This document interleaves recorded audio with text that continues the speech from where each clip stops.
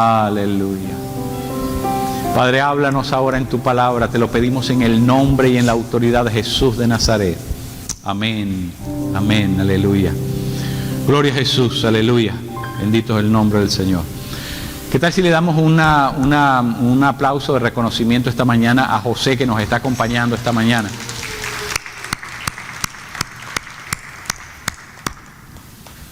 Gloria a Jesús. Esta mañana vamos a estar en Lucas en el capítulo 10. Lucas en el capítulo 10. Y vamos a ir al verso 38 al 42. Lucas 10, 38 al 42. Y aconteció que yendo, entró él en una aldea, y una mujer llamada Marta le recibió en su casa. Y ésta tenía una hermana que se llamaba María, la cual, sentándose a los pies de Jesús, oía su palabra. Empero Marta se distraía en muchos servicios, y sobreviniendo dice: Señor, ¿no tienes cuidado de que mi hermana me deja servir sola? Dile pues que me ayude. Pero respondiendo Jesús le dijo: Marta, Marta, cuidadosa estás y con las muchas cosas estás turbada. Empero una cosa es necesaria, y María escogió la buena parte, la cual no le será quitada. Amén. Ahí está. En el proceso de esta serie hemos dicho varias cosas importantes, y solamente quisiera regresar a decir que cuando el ser humano que vivía en ese lugar especial llamado el Edén, cuando el ser humano cayó en pecado, el ser humano ya no pudo soportar más la presencia de Dios. Si ustedes leen el capítulo 3 de Génesis, se dan cuenta que inmediatamente que el ser humano pecó, buscó esconderse, se llenó de miedo, dice la Escritura, ¿verdad? Y buscó esconderse de la presencia de Dios. Ya no quería darle la cara a Dios. Entonces, en el ser humano hay dos cosas que suceden simultáneamente. En el ser humano hay dos cosas que suceden simultáneamente. Una es que el ser humano tiene un deseo, ¿verdad?, de regresar a ese lugar, pero hay algo al mismo tiempo que lo aterra, lo inhibe, le impide entrar en esa relación con Dios. Así que por eso hay una confusión, es un estado de confusión en la que vive el ser humano, porque el ser humano tiene un deseo por las cosas de Dios, es decir, sabe que hay algo que le está faltando, sabe que está necesitado de algo, pero al mismo tiempo ya no puede, ya no tolera estar en la presencia de Dios. Hay una mezcla de emociones, sentimientos, hay una confusión en el ser humano. El ser humano está en un estado de confusión terrible. Así que el hombre se retrajo. El ser humano se retrajo de la presencia de Dios. El pecado, si lo quisiéramos llamar de alguna manera, es un supresor de la presencia de Dios. Así que eso es importante saberlo, porque, de nuevo, son como dos voluntades, ¿no? Como dos deseos que se entremezclan. Uno que quiere, de alguna manera sabe que necesita a Dios, que sabe que hay algo que le está faltando y lo quiere conseguir, se quiere reencontrar con eso, y hay algo que siente culpa, vergüenza, que ya no puede estar en la presencia. Es decir, se entremezclan esos dos sentimientos, esos dos deseos. Todos los seres humanos tienen eso. Todos los seres humanos sin conocer a Dios tienen esa mezcla, ese lugar donde se mezclan las dos aguas, las dos corrientes. Una corriente que va en una dirección y la otra que va en la otra dirección. Y entonces el ser humano vive en esa intersección de esos dos deseos. Esta mañana, ahí en Lucas capítulo 10, vamos a ver esta misma realidad. ¿Por qué? Porque Jesús, ¿verdad?, llega a la casa de una familia a la cual Jesús frecuentaba. Esta era gente muy, muy querida. Betania era el pueblo que estaba antes de llegar a Jerusalén, así que por lo tanto en paso a Jerusalén, cada vez que Jesús iba en esa dirección, pues se quedaba allí, en la casa de estos hermanos, de estos amigos, Lázaro, María, Marta, todos ellos eran una familia y Jesús siempre era bienvenido allí. Ahora imagínense, Jesús llega, pero llega con sus 12 discípulos, ¿verdad? Y obviamente, al llegar, al irrumpir en ese hogar, eso produjo algo. Y lo que produjo fue algo en Marta y algo diferente en María. Dos formas diferentes de ver las cosas, ¿no? María, inmediatamente que vio a Jesús, fue a estar con él, no lo abandonaba, no lo soltaba, quería escuchar todo lo que Jesús tenía que decir, se sentó a los pies de Jesús, que estaba hablando con sus discípulos, quería participar, que era una esponja, quería llenarse de la presencia de Jesús. No lo soltaba en ningún momento. Marta, en vez, ¿verdad?, se retrae, se va a la cocina y comienza a solucionar el problema que tienen encima. Imagínate, darle de comer a 13 bocas que han llegado, 13 personas que de pronto, ¿verdad?, inesperadamente tiene que irse a solucionar ese asunto, ¿no? Nosotros vemos que muchas veces nosotros como seres humanos nos ocupamos demasiado en lo que nos debemos y nos distraemos de la presencia de Dios. Y entonces aquí hay una gran lección, porque María, ¿verdad?, que ha desarrollado este apetito por las cosas de Dios, ha desarrollado este deseo de mantenerse en la presencia de Dios. ¿Qué pasa? Para María era inevitable, era imposible, no tenía que ser ningún esfuerzo. Al contrario, ¿verdad? No tenía que hacer ningún esfuerzo para estar allí, para absorber, para escuchar, para estar en la presencia de Jesús. Y Marta representa ese momento de distracción, ese momento en que, bueno, nos ocupamos de otras cosas y esas otras cosas nos roban la atención de aquello que realmente es importante. Entonces, el ser humano, de nuevo, está dividido entre esas dos cosas. Un deseo imperioso de estar en la presencia de Dios y luego ese retraimiento que por el cual todos pasamos y que de alguna manera hace que nos ocupemos de otras cosas que no son las verdaderamente importantes. Entonces, de nuevo, vemos la intersección de dos emociones, sentimientos, voluntades que van en lugares, hacia lugares diferentes. Nosotros tenemos que estar claros en eso. En el ser humano hay las dos cosas. En el ser humano hay algo que instintivamente quiere buscar de Dios, ¿verdad? Eso está en todos los seres humanos. Por eso es que todos los seres humanos tienen una religión.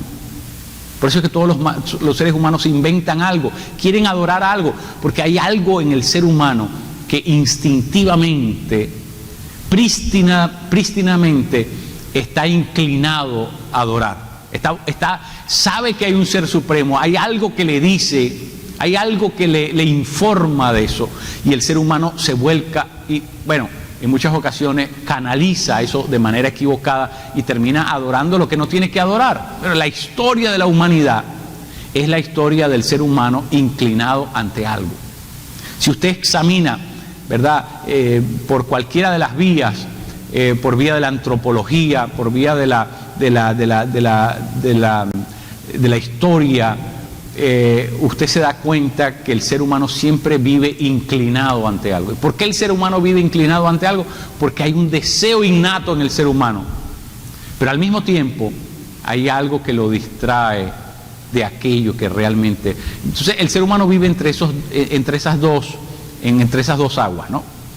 En el deseo de querer estar en la presencia y el deseo en que se distrae, se desencarrila de alguna manera pierde el enfoque y se sumerge en otras cosas que terminan por, disuadirlo de no estar en la presencia de Dios. Así que nosotros todos tenemos ese conflicto. Todos tenemos ese conflicto. Todos vivimos ante ese conflicto. Mire, ¿qué pasa si un pez es retirado del agua? Es retirado de su atmósfera, de su medio ambiente, de su ecosistema, ese ecosistema de vida, su estuario natural. ¿Qué pasa si el ser humano es sacado de ahí? ¿Va a seguir viviendo igual? ¿Va a seguir sus funciones, sus atributos, sus habilidades, van a seguir intactas? No. Si usted saca un pez del agua, obviamente ese pez queda inhabilitado de poder hacer lo que sabe hacer. No va a poder nadar, no va a poder respirar, no va a poder hacer sus funciones. Sus funciones quedan inhabilitadas completamente. ¿Por qué? Porque usted lo retiró de su ambiente, de su atmósfera natural. ¿Qué pasa si nosotros sacamos un árbol? Usted saca un arbolito, lo saca de la tierra y lo deja fuera de la tierra. ¿Qué va a pasar después de unas horas? El árbol comienza a marchitarse, el árbol comienza a entristecerse y eventualmente el árbol muere completamente. ¿Por qué? Porque usted lo retiró de la fuente, lo retiró de su ecosistema, del lugar por donde le llegaba la vida. Bueno, nosotros los seres humanos fuimos creados para estar en la presencia de Dios. Ese es nuestro ecosistema normal. Yo le estaba contando a la gente hoy en la clase de las 10 de la mañana, en la clase que tenemos de discipulado, que el ser humano, ¿verdad?, fue creado para vivir en el Edén. Y una de las acepciones de la palabra Edén es la palabra atmósfera. El Edén era ese lugar donde estaba la atmósfera divina.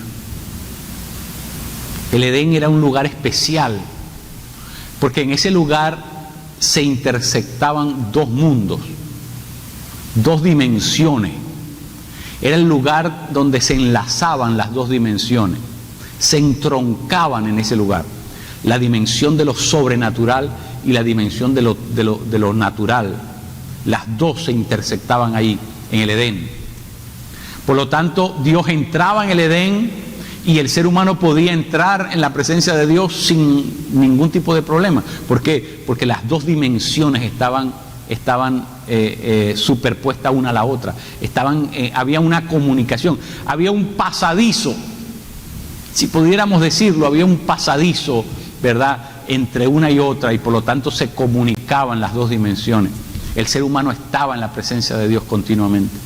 El ser humano disfrutaba de la presencia de Dios. El ser humano no tenía que hacer ningún esfuerzo. Nosotros, para entrar en la presencia de Dios, tenemos que hacer un gran esfuerzo. Tenemos que superar una serie de fuerzas de roce que nos distraen, que nos desvían. Tenemos que superar el uso de nuestro sentido, de nuestras facultades humanas, ¿verdad? ¿Por qué? Porque no nos es natural entrar en la presencia de Dios. La presencia de Dios es contra natura. ¿Por qué la presencia de Dios para nosotros es contra natura? Porque nosotros no estamos en la caída, perdimos las capacidades que Dios nos había dado para poder entrar en la presencia de Dios. Entonces, ¿qué pasa? El ser humano, para poder entrar en esa presencia, tiene que readiestrarse, tiene que cultivar esa relación, tiene que abrirse a esa relación. Pero es muy interesante,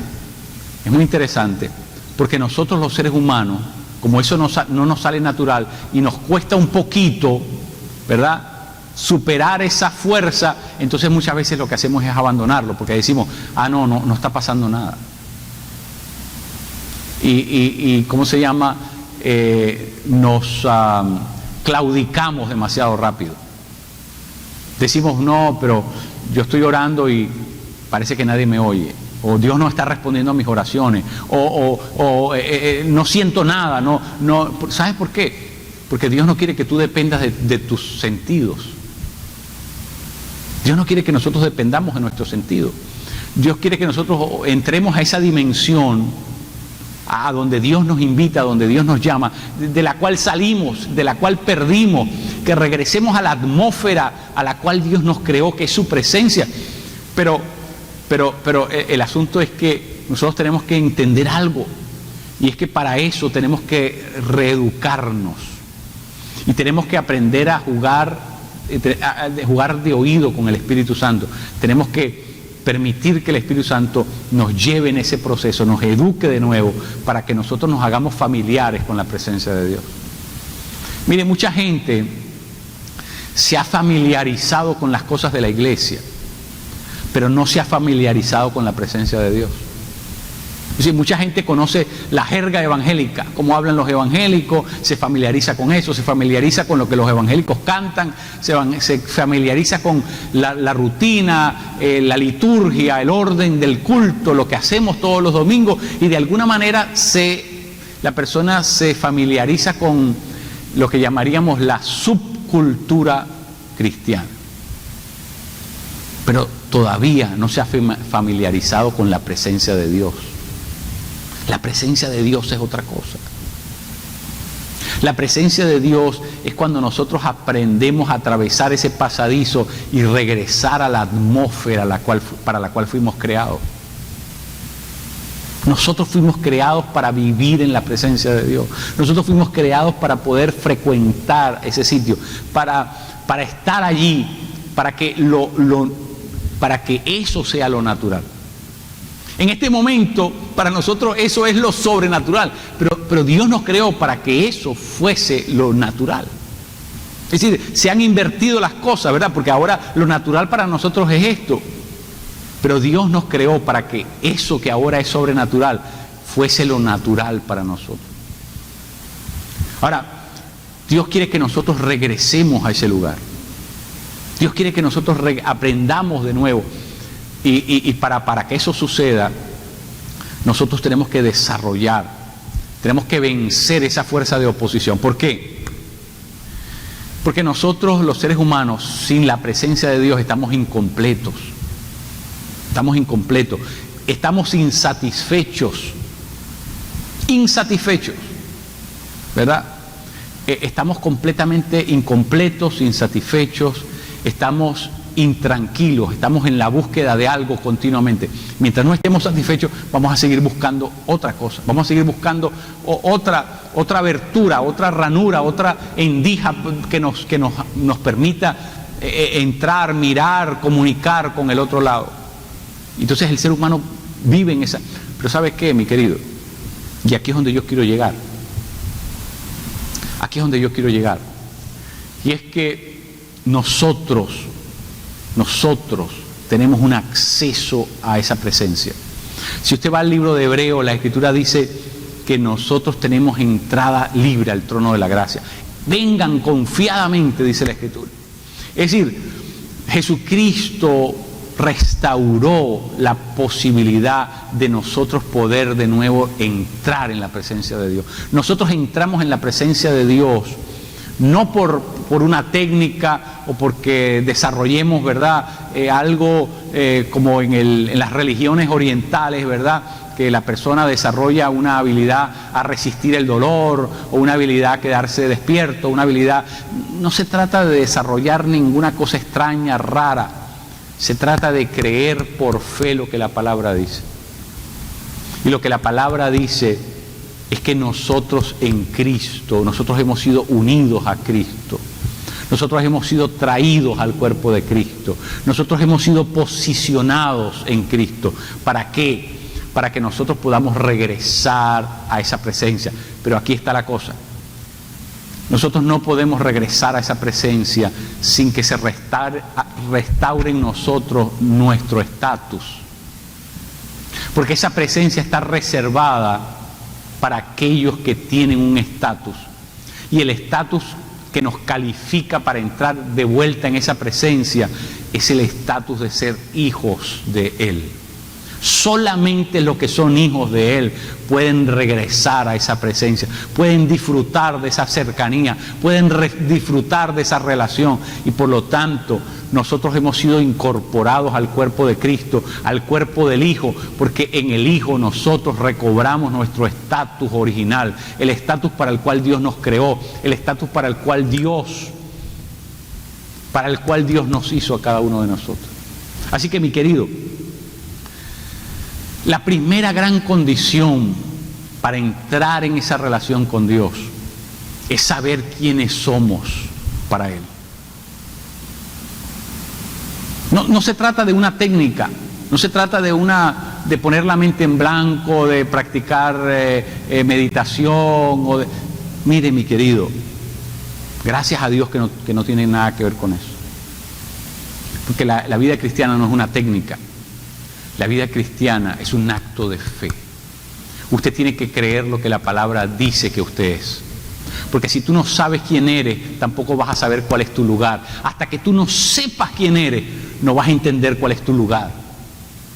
Y nuestro lugar es la presencia de Dios. Pero yo no voy a desarrollar apetito por eso hasta que yo no sepa primero quién soy, cuál es el lugar que me corresponde, cuál es el lugar que Dios diseñó para mí, cuál es el lugar que Dios tiene reservado para mí. Ve, cuando nosotros comenzamos con entender quién soy, para qué me creó, lo que Jesús vino a restaurar es nuestra condición de hijos. A los suyos vino, pero los suyos no le recibieron, pero a todos los que le recibieron le dio la potestad de ser llamados hijos de Dios. Es decir, Jesús vino a restaurarnos como hijos, porque solamente cuando recuperamos nuestra condición de hijo, recuperamos nuestro lugar, el lugar para el cual fuimos creados, la presencia de Dios. ¿Sabe cuál es el problema de María y Marta? Que María sabía quién era y Marta todavía no. El problema de estas dos mujeres es un problema de identidad. María sabía quién era y por lo tanto no tenía que hacer ninguna otra cosa para ganarse el favor de Jesús. No tenía ninguna necesidad de hacer nada por Jesús para sorprenderlo.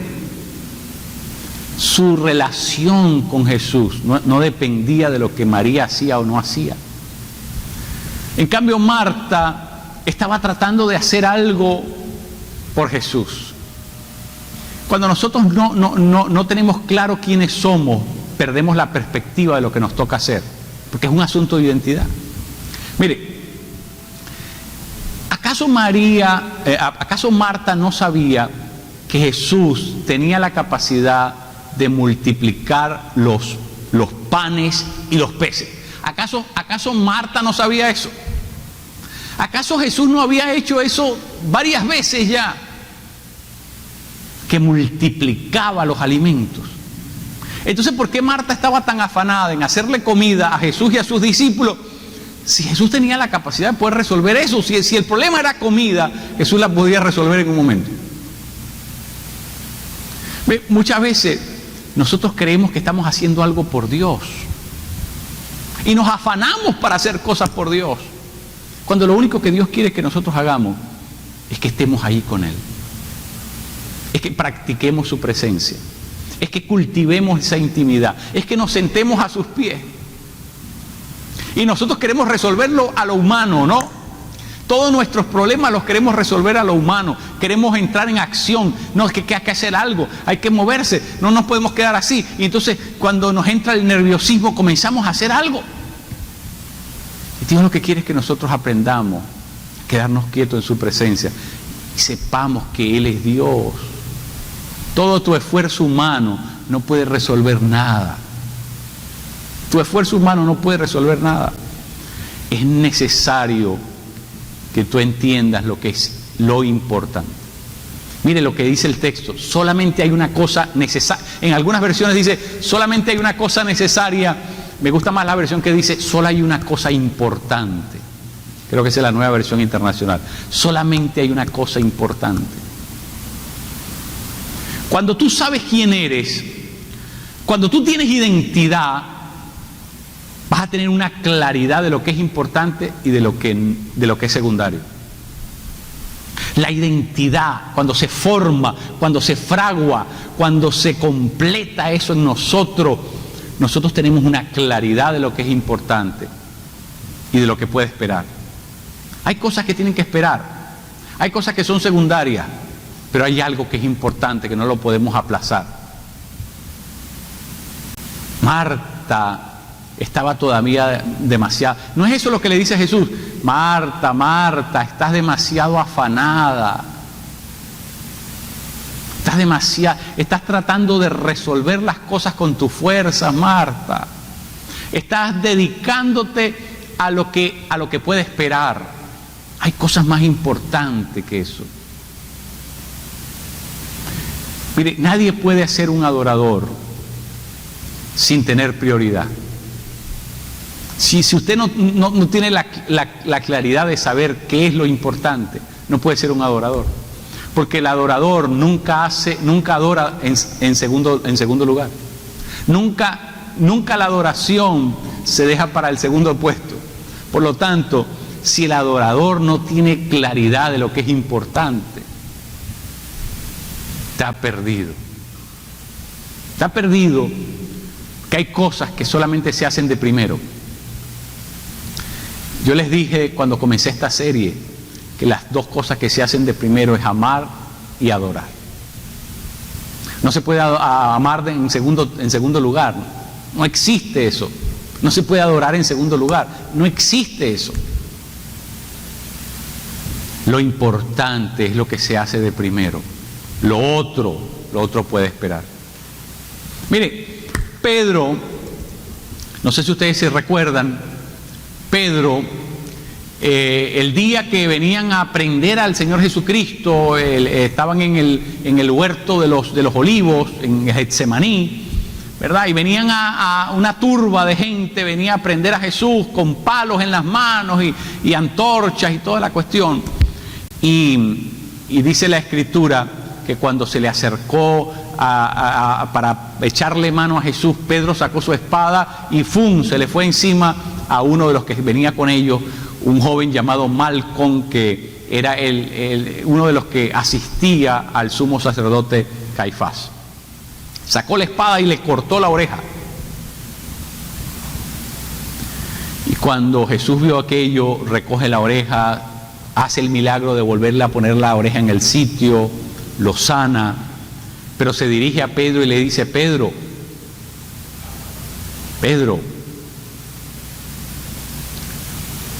tú sabes que si yo necesitara ayuda, mi Padre tiene 12 legiones de ángeles a mi servicio. O sea, Pedro estaba tratando de ayudar a Jesús. Jesús le dice: tú eres loco, tú no sabes que si yo necesitara ayuda, yo tengo ayuda de sobra. Pedro estaba queriendo hacer algo por Jesús. Pedro estaba tratando de colaborarle a Jesús. Y muchas veces nosotros nos las pasamos en lo mismo. Nosotros creemos que nuestro trabajo es imprescindible, que si nosotros no lo hacemos, se va a venir todo abajo. Nosotros creemos que si no hacemos lo que tenemos que hacer, la iglesia se va a parar. Querido, eso es un engreimiento demasiado salvaje. Eso es un estado de presunción demasiado desarrollado. Lo único que Dios quiere que tú hagas es que tú te concentres en lo que es importante. Todo lo otro puede esperar. Todo lo otro puede esperar. Y lo que es importante es que tú te sientes a los pies de Jesús. Lo que es importante es que tú pongas tu mirada en Él. Lo que es importante es que tú te sientes a oírlo a Él. Lo que es importante es que tú busques comunicarte la relación con Él. Que tú busques hacer cada vez más fuerte esa relación con Él. Todo lo demás Dios lo va a poner en su sitio. Todo lo demás va a caer en el lugar donde tiene que caer. Todo lo demás Dios lo puede... Pero ¿no están oyendo que Jesús tiene 12 legiones ¿Sabes cuántos ángeles hay en una legión? O sea, por favor, hay más ángeles que creyentes, hay más ángeles que cristianos. ¿Y cómo usted va a pensar que Dios no puede solucionar las situaciones, los problemas? Pero lo que Dios quiere es que tú aprendas a desarrollar la prioridad. Todo lo que el Señor quiere es que tú aprendas a ponerlo a Él de primero. Dios no quiere ser el segundo. Dios no quiere ser el recogidito. Dios no quiere ser el venido ameno. Dios no quiere ser el premio de consuelo. Dios quiere ser el primero. Eso es lo que este texto nos enseña. Él quiere ser lo importante en tu vida. Nadie ha adorado, aunque cante, aunque se mueva, aunque grite, aunque se tire al piso, aunque haga una uniflexión, aunque haga lo que haga, todos los ritos del universo. Nadie ha adorado si no lo tiene a Él por prioridad. Si todo eso lo hiciste teniéndolo a Él en segundo lugar, no es adoración. Porque la adoración es solamente cuando Él es lo primero, cuando Él es lo importante. Esto es supremamente importante que lo entendamos, mis queridos. Esto es clave. Dios quiere que nosotros seamos adoradores, pero ser adorador significa tener una claridad en lo que es importante y en lo que puede esperar. Y lo que no puede esperar, lo que no podemos dejar de hacer, es estar en la comunión con Él. Eso es lo importante. De eso depende mi vida. De eso depende todo lo que en eso tiene que estar volcada mi existencia. Después que yo hago eso, después que eso está en su lugar, después que yo lo he puesto a Él en el lugar de honor, que yo le he reservado la prioridad a Él, después que yo lo he puesto, lo he entronado donde Él tiene que estar, todo lo otro lo hago con el favor de Dios.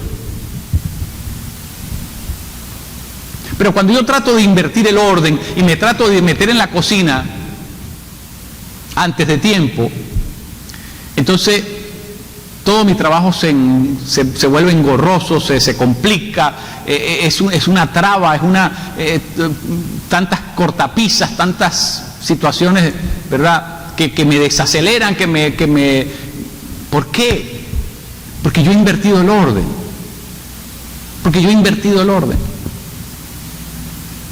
Y mire, es triste decirlo, pero la gran mayoría de nosotros los cristianos no tenemos identidad. No tenemos identidad fraguada, no tenemos identidad madura, y por lo tanto pasamos la vida cambiando de lugar la posición de Dios. La posición de Dios la alteramos. En algunos momentos la tenemos arriba, en algunos momentos la tenemos abajo. Y ¿sabe lo que pasa? Que nuestra vida refleja que todavía no sabemos lo que es importante. Un adorador es una persona que sabe lo que es importante. No solamente lo sabe, vive en función de lo que es importante. Se mueve, se organiza en función de lo que es importante. Esa es la prioridad. Ahora yo te pregunto esta mañana, mi querido, ¿tu vida refleja que Él es la prioridad? ¿Tu vida refleja que Él es la prioridad? ¿Tu vida refleja que Él está en el primer lugar?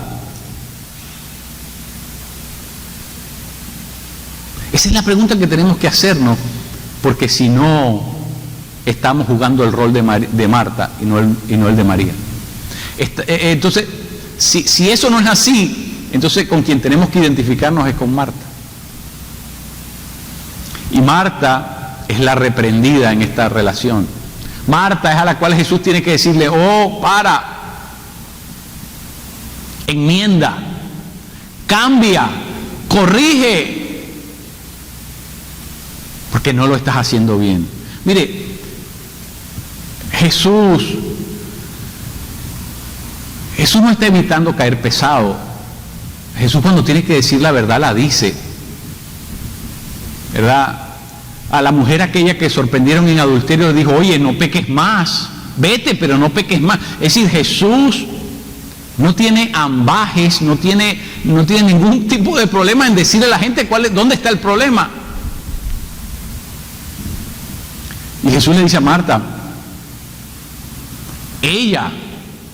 María escogió la mejor parte. María hizo la elección correcta. María agarró lo que tenía que agarrar de primero. No le va a ser quitada. No le va a ser quitada. Es decir, cuando tú escoges a Dios como la prioridad, hay una promesa detrás de eso.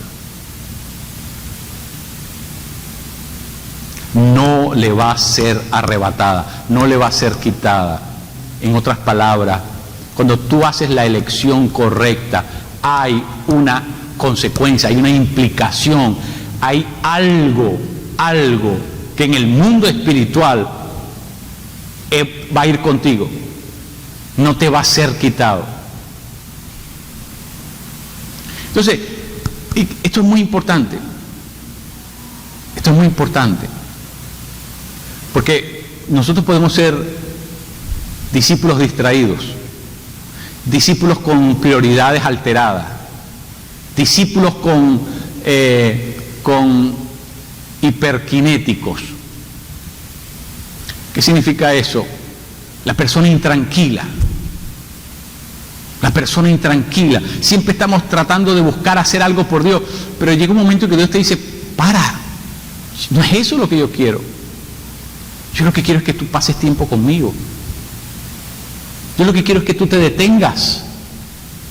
Yo lo que quiero es que tú entres en la habitación. Yo lo que quiero es que tú cierres la puerta.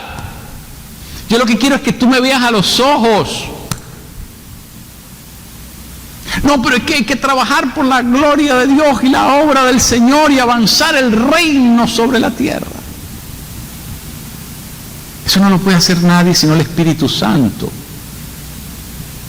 Si tú pasaras más tiempo en la presencia de Dios, si tú cultivaras más la intimidad con Él,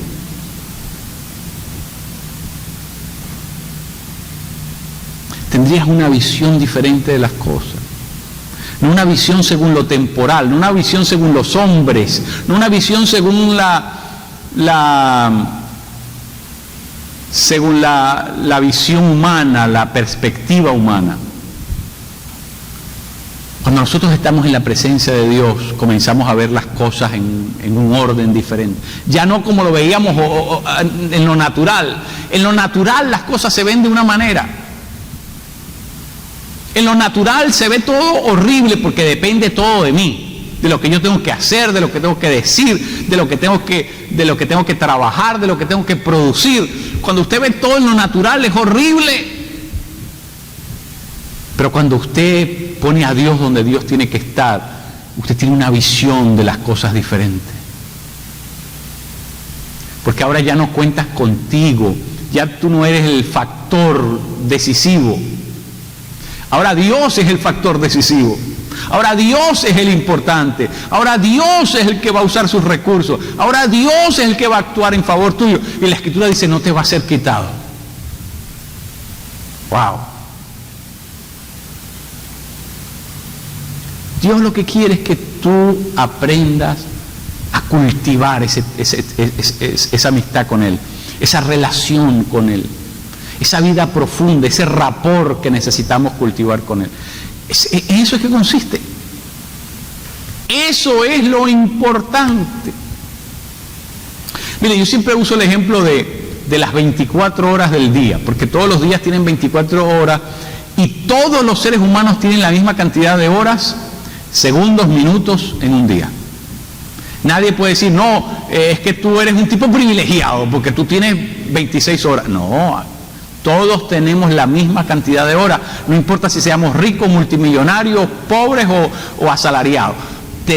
Todos tenemos 24 horas. Es decir, el día es igual para cada uno de nosotros. Ahora mire, En promedio nosotros dormimos 8 horas. 8 horas es la tercera parte de un día. En promedio la jornada de trabajo son 8 horas. Esas son las 2/3 partes del día. Y en las otras 8 horas que le quedan, que es todo lo que le queda después de haber dormido y trabajado, le quedan 8 horas, mi querido. Y esas 8 horas usted tiene que hacer llamadas telefónicas, pagar factura, usted tiene que comer, preparar la comida, ir a hacer su higiene personal. Usted tiene 20.000 otras cosas que hacer durante esas otras 8 horas. La pregunta es, ¿cuál es el tiempo que vas a tomar para entrar en la presencia de Dios? ¿Cuál es el tiempo que le queda a Dios en todo esto? Si tú intencionalmente no apartas ese tiempo, el trajín del día, la vorágine del día, se come tu tiempo y a Dios no le das nada. Y con Dios no pasas ningún minuto. Es decir, si acaso orarás por los alimentos, Señor, bendice los alimentos. ¿Sí me entiende lo que le quiero decir? Si usted no dice, yo voy a defender lo importante. El primer lugar donde se refleja la prioridad de un ser humano es en su tiempo. La prioridad de un ser humano se refleja en cómo usa su tiempo. Si para usted es importante los aviones, usted va a estar todo el día en la internet con los aviones, viendo los aviones, yendo al aeropuerto. Usted se va, eso es su prioridad. Leer, aprender, meterse en el mundo de la aeronáutica. Pero si su prioridad, si lo importante es Dios, es cultivar la intimidad con el Padre, entonces nosotros tenemos que reflejarlo en nuestro tiempo. Tu tiempo es lo primero que Dios te da a administrar. Si no sabes administrar tu tiempo, Dios no te puede dar otra cosa a administrar. Lo primero que te da a administrar es el tiempo. Ese es tu capital simbólico más importante. Dios te deja que tú lo administres. Si no aprendes a administrarlo, no te puede dar otra cosa. El tiempo. ¿Cuánto tiempo pasa en la presencia de Dios? ¿Cuánto tiempo inviertes para estar con Él? ¿Cuántas cosas dejas a un lado, secundarizas, para poder estar con Él más tiempo? ¡Wow!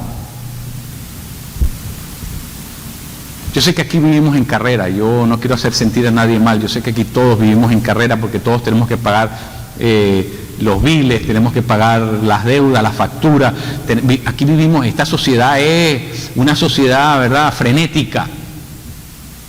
Una sociedad frenética porque aquí no dejan de llegar los cobros, no dejan de llegar ¿verdad?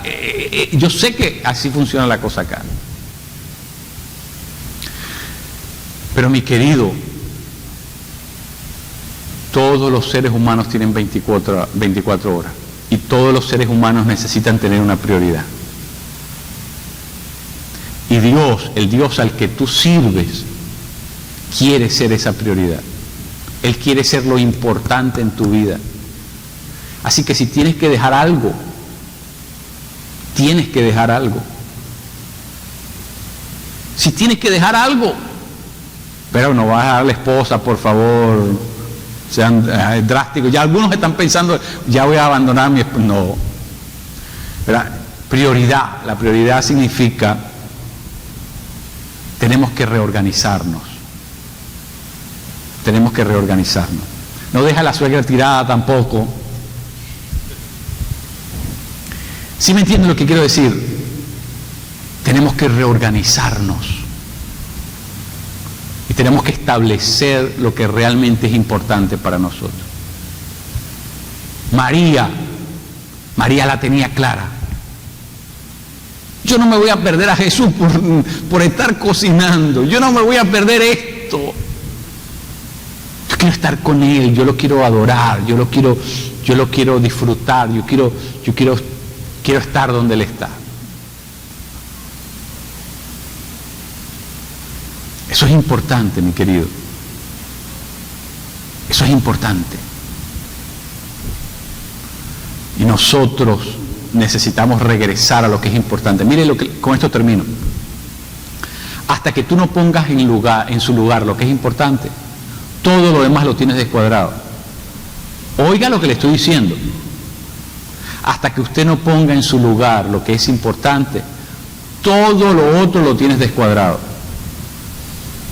No importa qué malabares hagas, que te inventes para que no te va a resultar, porque no lo estás poniendo a Él donde tiene que ir. Dios no funciona de tercero, ni de segundo, ni de cuarto. Hagas lo que hagas, te inventes lo que inventes, uses toda tu creatividad, lo vas a tener siempre descuadrado todo. Porque la única forma que la cosa funciona es si Él es la prioridad. De ahí en fuera no te garantizo nada. La Escritura dice, solo hay una sola cosa que es importante. No dice hay dos, hay tres importantes. No, una sola. Una sola. Hay cosas urgentes, pero hay una sola cosa importante. Urgentes hay 1000 cosas urgentes, pero importantes hay una sola. Y Dios quiere que tú organices tu vida en función de lo que es importante, no de lo que es urgente. Cuando tú lo pones a Él de primero, el tiempo te va a sobrar. Cuando tú lo pones a Él, el dinero te va a sobrar. Cuando tú lo pones de primero, Dios se encarga de tus negocios, de tus asuntos, de tu familia, de muchas. Cuando tú le das a Él el puesto, Dios te da a ti capacidad para que tú le des algo a los demás, para que tú puedas ministrar, para que tú tengas una palabra de sabiduría, para que tú sepas cómo organizarte, para que tú tengas. Dios te lo da, pero tú tienes que cumplir con ese propósito. Él tiene que ser lo primero. Dios no va a funcionar en tu vida de otra manera. Hay gente que están escachada, que están en una situación de bancarrota total, que están en una situación deprimente. Pregúntate, ¿Dios es tu prioridad? ¿Tu vida refleja que Dios es lo primero? No te quejes entonces. Por lo menos la vergüenza de no abrir la boca. Por lo menos tener la vergüenza de no abrir la boca, porque de nuevo, es como una auditoría. Si te hacemos una auditoría espiritual en tu vida, ¿y qué es lo que va a aparecer? Que le estás robando. Que eres un ladrón del tiempo de Dios. Que eres un ladrón de la relación de Dios. Que eres un ladrón de las prioridades. Eso es lo que va a salir en la auditoría. Entonces, por lo menos ten la vergüenza de no quejarte. Te está yendo mal. Por lo menos no te quejes, porque sabes cuál es la causa de lo que está pasando. Le has quitado el lugar que a Él le corresponde en tu vida. Lo has quitado del sitio que a Él le corresponde en tu vida. Mis queridos, ¿quién dijo que adorar era una tontería? Adorar es una cosa supremamente importante. Y si no aprendemos a hacerlo bien, nos estamos engañando. Porque para adorar, lo primero que hay que hacer es que hay que tener prioridad. No puedes venir a cantar coritos aquí, a levantar las manos, a pegar 4 gritos y creer que adoraste. No. A mí me puedes meter el cuento. Porque soy un pobre tonto. Pero al Dios de los cielos no le vas a meter ese cuento.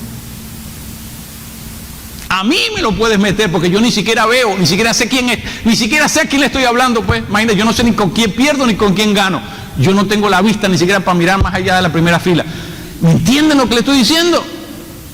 Pero al Dios de los altos cielos, a Yahvé de los ejércitos, no le puedes meter ese cuento.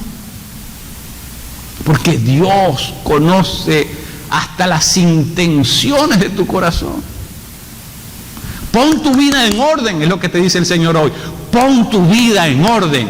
Organízalo todo, teniéndolo a Él por prioridad. Eso no te lo digo yo. Eso no te lo digo yo de mi propio deseo. Eso te lo digo yo de parte de Dios. Pon tu vida en orden. Pon tus cosas en orden con Él. Porque Dios te va a hacer auditoría. Si no te la hace hoy, te la va a hacer mañana. Dios te va a hacer auditoría. Y tú no quieres terminar como ladrón. Tú no quieres terminar como tramposo. Tú no quieres que Dios te cierre el negocio cuando te audite. Pon tus cosas en orden con Él. Nos ponemos en pie y oramos en este momento. Ven Espíritu Santo de Dios.